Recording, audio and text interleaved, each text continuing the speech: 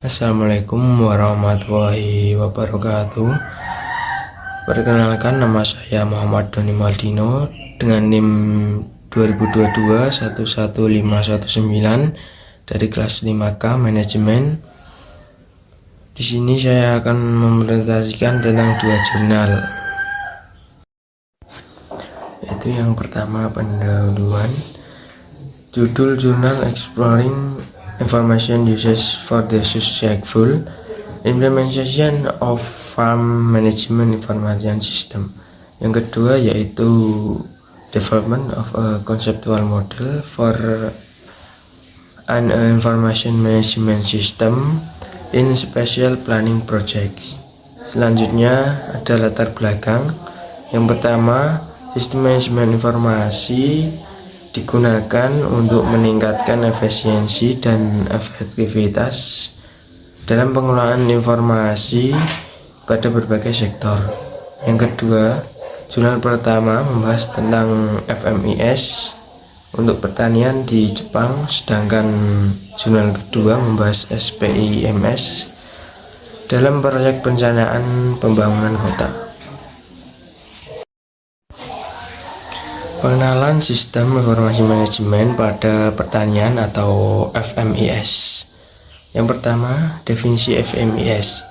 Sistem teknologi yang bertujuan mengolah data pertanian untuk meningkatkan efisiensi operasional. Yang kedua, penerapan FMIS di Jepang diterapkan pada perusahaan pertanian padi untuk beralih dari metode tradisional ke pengelolaan berbasis data. Yang ketiga, tujuan penelitian. Menilai dampak FMIS terhadap perencanaan, pelaksanaan, dan pengawasan dalam manajemen pertanian. Tahapan implementasi FMIS di perusahaan pertanian. Yang pertama ada perencanaan strategis. Perencanaan strategis yaitu penyusunan rencana tahunan dalam alokasi sumber daya dengan data lahan dan bahan baku. Yang kedua ada perencanaan operasional. Perencanaan operasional yaitu karyawan mengakses informasi real time untuk menyesuaikan rencana harian sesuai kondisi. Yang ketiga ada pelaksanaan. Data operasional membantu karyawan menyesuaikan tugas di lapangan, termasuk pengelolaan air. Hasil dan manfaat penerapan FMIS. Yang pertama, meningkatkan efisiensi operasional, yaitu pengambilan keputusan lebih cepat dengan akses dan data real time. Yang kedua, ada kegiatan kolaborasi, yaitu FMIS memfasilitasi komunikasi antara manajer dan karyawan, memudahkan koordinasi. Yang ketiga, ada tantangan implementasi, yaitu standarisasi data dan adaptasi sistem terhadap kebutuhan spesifik. Selanjutnya kita akan membahas jurnal yang kedua tentang sistem informasi manajemen dalam perencanaan atau SPIMS. Yang pertama, latar belakang SPIMS dalam proyek Making City. Proyek ini mengadopsi konsep distrik energi positif atau PED untuk mendukung kota rendah emisi karbon. Yang kedua, tujuan penelitian, yaitu mengembangkan model manajemen informasi untuk mengintegrasikan data dalam perencanaan spasial. Komponen utama SPIMS. Yang pertama, manajemen dokumen. Manajemen dokumen adalah penyimpanan dan pengaturan dokumen proyek. Yang kedua ada manajemen pengetahuan.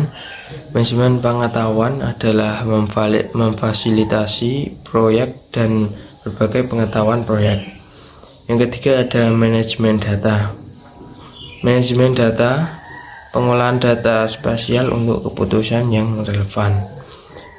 Yang keempat ada manajemen komunikasi. Manajemen komunikasi adalah memastikan komunikasi efektif antar pemangku kepentingan. Model jam pasir pada SPIMS. Yang pertama, konsep model jam pasir. Informasi mengalir melalui hubungan pusat untuk memastikan keterhubungan antar komponen.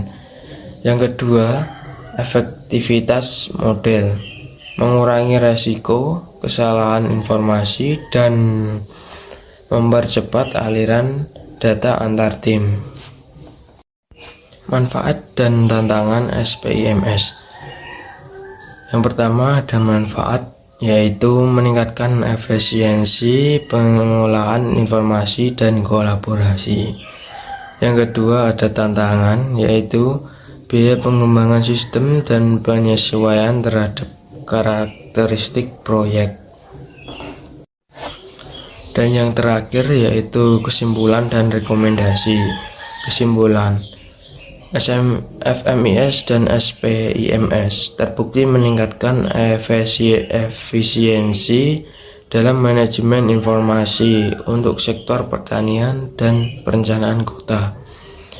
Rekomendasi yaitu pengembangan teknologi yang lebih adaptif dan aman untuk mendukung operasionalisasi SMI di masa depan. Sekian video presentasi dari saya. Apabila ada salah kata dalam presentasi tersebut, saya mohon maaf yang sebesar-besarnya, dan juga saya berterima kasih untuk yang sudah menonton. Sekian dari saya. Wassalamualaikum warahmatullahi wabarakatuh.